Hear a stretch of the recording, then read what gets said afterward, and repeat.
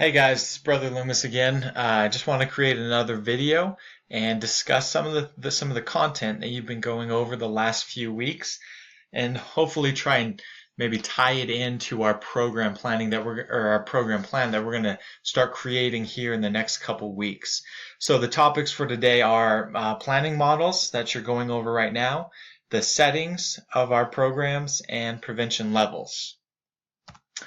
So I know that you're working on this big kind of template that lists off a lot of different planning models. And I know the textbook is quite boring this chapter because it's just describing all of these different models. The problem is that there are so many different ones, and depending on which organization, government body, private business, whatever, you're going to be using a different model to plan out your program. The models are very important. It's giving you a framework for how to go about the planning process. But the problem is there's just a ton of them, and you don't know which ones you're going to be using. So we're going to try to expose you to a bunch of some of the popular ones. Don't try and memorize them. Don't worry about going into too much detail. Learning every little thing. But just we're going to give you some exposure, and then we're going to use the precede proceed model. Okay, the settings. So last week you were able to go out and find different programs at the 4 different settings seen here: school, worksite, healthcare, and community. And what's really important is that you match your program with the right setting. And let me give you an example. Last semester, I had a group that wanted to do a sexual health program, and they showed the need in their community, and it was great. However, they wanted to do a school-based program. They thought that would be convenient and easy.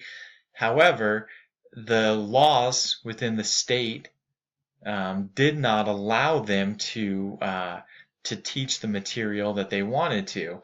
And so it was impossible for them to run that program within the school setting.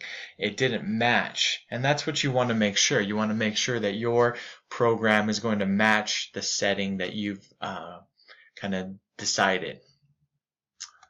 Okay, and then lastly, the prevention levels. Now, reading the homework, I think you all have a pretty good understanding of this. Primary is really prevention. It's trying to change behavior so people don't develop a disorder. Secondary is screening. You're trying to help people early detect that they have a certain disorder so that it can be treated. So cancer is one that we push a lot. We try and have mammograms and colonoscopies and all those type of things. And then tertiary is really where you're treating, rehabbing to try and prevent the negative side effects. So people with diabetes, you're trying to change behavior so that they don't lose a limb or go blind, that type of thing. And what you want to do is you want to make sure that your prevention level that you state in your program matches the activities that you're doing. So if you say you're running a primary prevention program and then you're screening at the local Costco for diabetes, that doesn't match. You got to be consistent there. So these are just a couple quick kind of reviews, maybe a little bit of application, hopefully, to get you thinking before you start working with your group. I know that this can be frustrating. I remember when I was starting my first program plan, and it was hard to find that population and the disorder and which setting it was, and I know that as you put your work and effort into it, that you can combine that with strength and help from our Father in heaven.